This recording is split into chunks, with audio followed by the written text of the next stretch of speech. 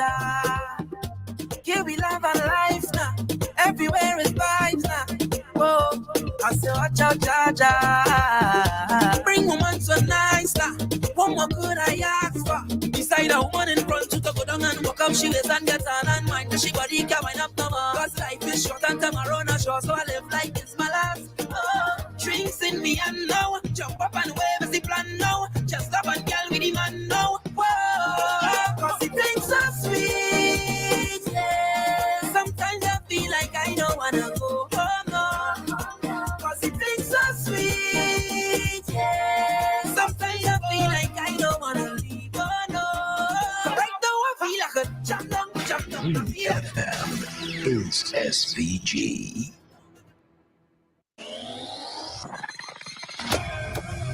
Rise and let's get ready to take on the day. Activated Morning on WEFM 99.9 is on now.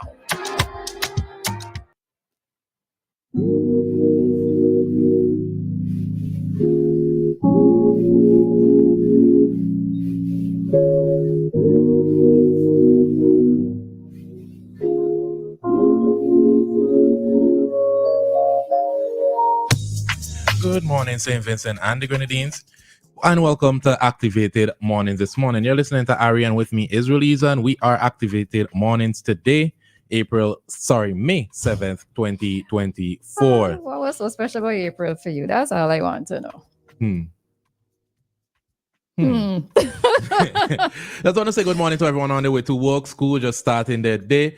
Everyone on the daily fight against the Sahara dust. Salute to you, the brave soldiers that they get dressed every day. They get their weapons ready and they fight the Sahara dust, whether it's fighting dust off their vehicles, fighting dust out their yards, just fighting dust in general. Good morning to you. Good morning to those in the diaspora and all those always locked on to 99.9 WEFM, the clean, fresh sound. The time is 7:17, soon to be 7:18 here in St. Vincent and the Grenadines and the wider Caribbean, Eastern Caribbean, sorry. And we have an interesting topic this morning. All right. Well, before we jump into it, I just want to say good morning to everyone as well. Trust that everybody is having a good day. So far, yeah, I know it's only after 7, but I want to say a special good morning to Miss Allison Little, Kevin's mommy. Yeah, she's told me that she's always listening. So just a shout out to her. I think whenever I go into town, I just have to write down persons who meet and say that they're listening to the program. So special good morning to you, Mrs. Little, right? And I also want to say a special good morning to the students who are off to do their CXC exams. I'm not sure if it started today, but I know started today or yesterday, but I know for sure my niece's exam starts today, right? So I am just extending best wishes to all students, as the same advice that I gave to my niece, especially when it comes to multiple choice. Attempt an answer, right? Don't leave any answers on, especially the multiple choice. Don't leave any question unanswered. Just try your best. When you find yourself in a little bit of a position where you're unsure, say a little prayer. You know, it just might come back to you, right? Don't get too flustered, but try your best and answer every single question that is there, because AMAC can make a difference, right? So all the best to those of you who are heading off to do your exams today and until the end of June, I think that it is. All right. So about 23 hours ago, Asbert Williams, the owner of ANN, Asbert News Network, he made a post on his personal Facebook last night that added Vinci Issues Now and our good friend Augustine Ferdinand. And the content was why the poor van drivers was told last night that they no longer needed to transport Sandals workers and that an independent company taking over. And who owns the independent company was the question posed. Now, this morning was able to speak to one of the drivers who he had a mouthful to say. However, he was not able to join us because what he is being said. Oh, if you don't mind turning up the volume, madam. These songs are over. Oh, okay. So what he was saying was that he doesn't really have the time to participate in the Activated Mornings this morning because now he has to arrange quickly to get his vans on the road, which he runs as minibuses. So he said that originally the workers were constructed are contracted, to pick up workers both day and night, which is take them down to the resort and take them home at night. He said, and this is all alleged, that they were told that couriers took over the airport aspect of the pickup and drop-offs, and now they are being told that their contracts were being terminated and they were being replaced by an independent contractor. He said that they have until this Sunday to send their invoices for the work that they did, and then they would be able to receive payments for that. But as of today, well, I think he said yesterday, they have gone back to the regular services as van drivers. He says that he believes, it's his personal opinion, that it's because they make roughly $18,000 a month through their services. They say on a good week they could make $4,500 just on these independent contracts. He said, so we know it wasn't going to last. When he saw the amount of money coming in, when he spoke to his colleagues, they said that they know this was not going to last. They know that something was going to come, because realistically speaking, persons don't make, and this is all his opinion, persons don't make that much money without there being a catch. Mm-hmm. Now, he then suggested that the private contractor, is a former minister of government who came and bought a number of minibuses and the larger buses, and one said contract. What he said and what he found disrespectful was that they were told that if they want to, they would have to contact the same former minister to get a job, as opposed to what the arrangement was before.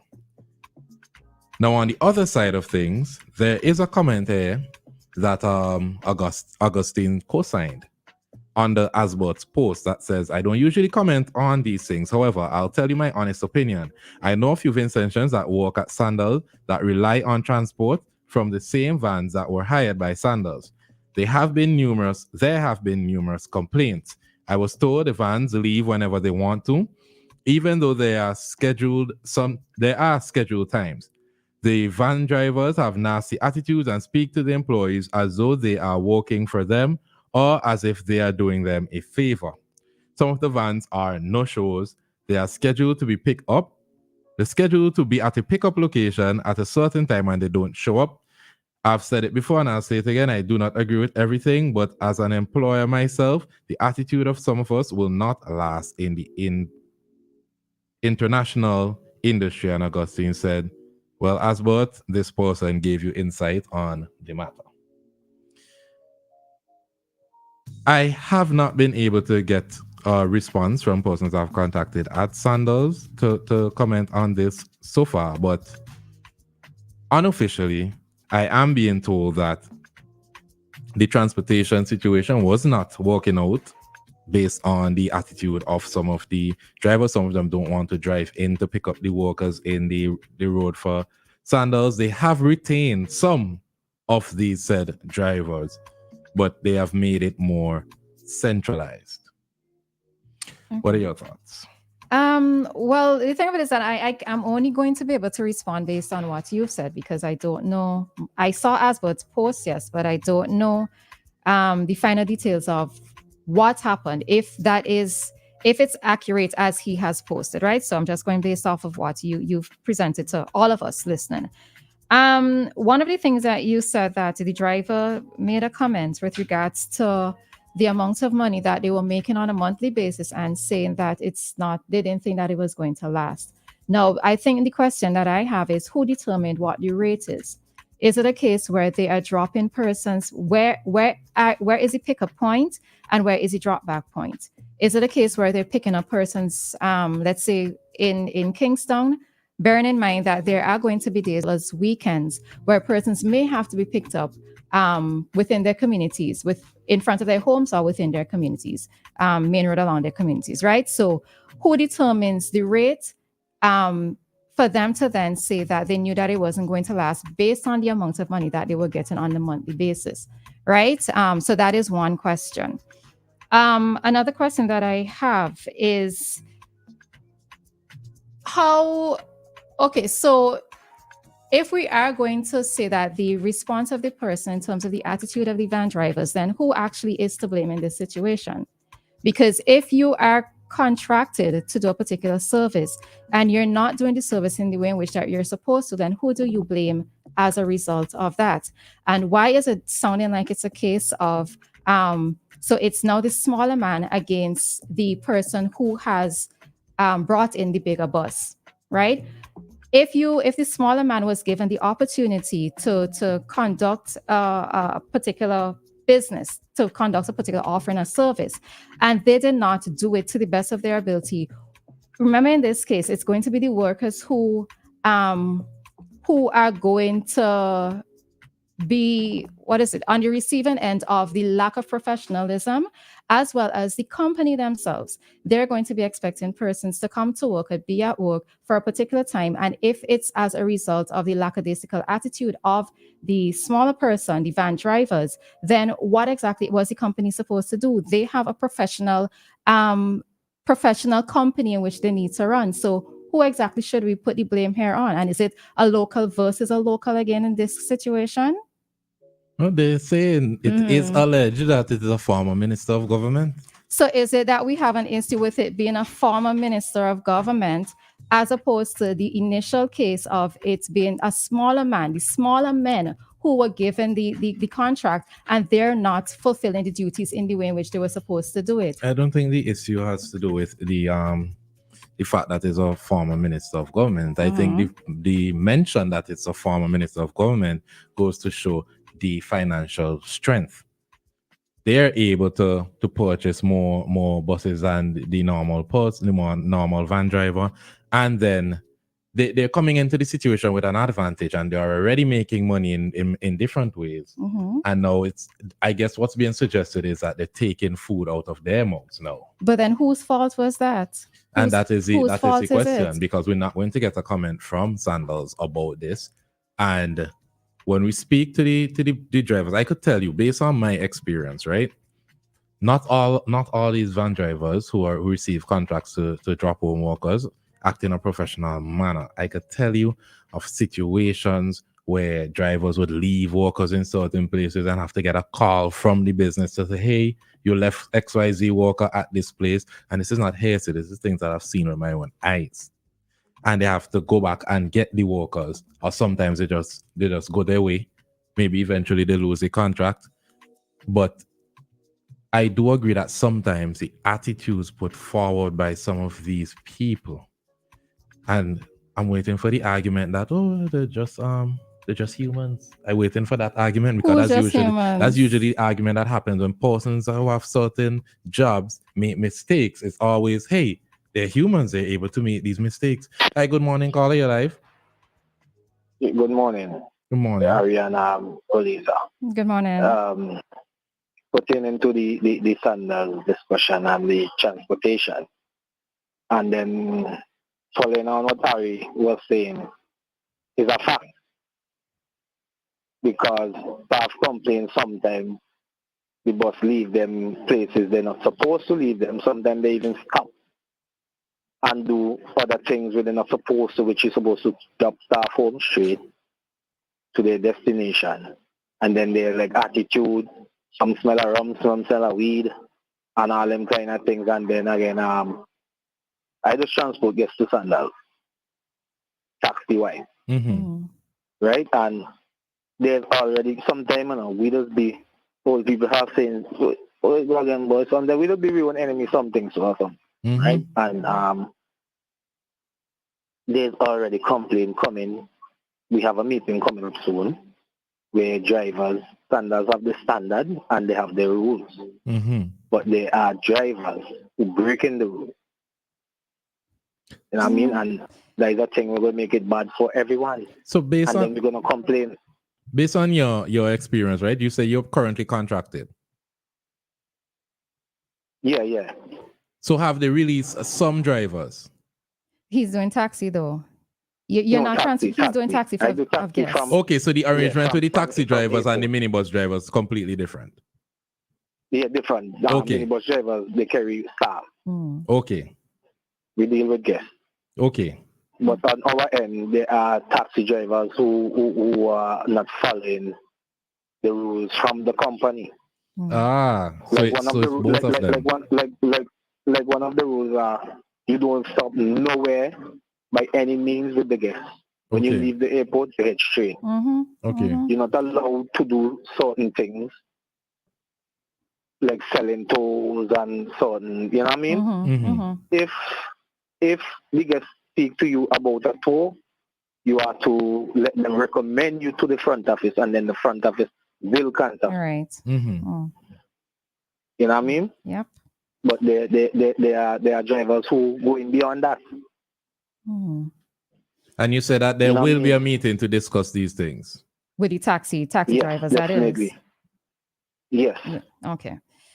All right. So sometimes, and then I heard you talk about a former minister. Personally, we don't really have no problem, but you made a statement where you said that the person said that they're taking food out of the mouth, but I mean the minister also creating employment because they're gonna need drivers. Yeah, but I guess what they're saying is the problem is by themselves they would make XYZ money, and then when they come on someone else's payroll, they will be making a lot less. Yeah. Well, to say that to put okay then. Well, basically you don't have no expense as in maintenance, gas in the vehicle and all them stuff.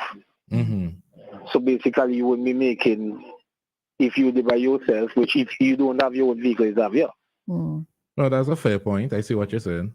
You know what I mean? Yeah. So I think sometimes we need to think and just do what we have to do, man. Sometimes we complain and then is we put our own foot in our mouth. Yeah. All right. You Thanks. know what I mean? Yeah. All right. Thanks for your contribution, Carla. All right. So I don't know if you're going to touch back on this after 8, but I just would want to say this one thing, right? I know that people tend to want to complain after the fact. We had a lot of discussions initially before Sandals even opened. Sandals is only open for probably 2 months, and they've already picked up a pattern. They've picked up a trend with regards to their staff who need to be there. Sandals is not running a Marby shop, right? Persons were given the opportunity, because we heard the discussions about farmers not being able to sell to Sandals directly, fishermen not being able to supply to Sandals directly. Now we have a situation here of the van drivers were allowed the opportunity individually, were allowed the opportunity to transport workers, and they made a mess of this situation. So who is actually supposed to be blamed in this case? Well, it is 7:33. We're going to take a commercial break. We'll be back with a traffic talk, and at 7:45 we'll be back with Today with Weeks, and at 8 we will continue briefly on this topic before moving on to another troublesome topic affecting persons here in St. Vincent and the Grenadines. So we'll be right back.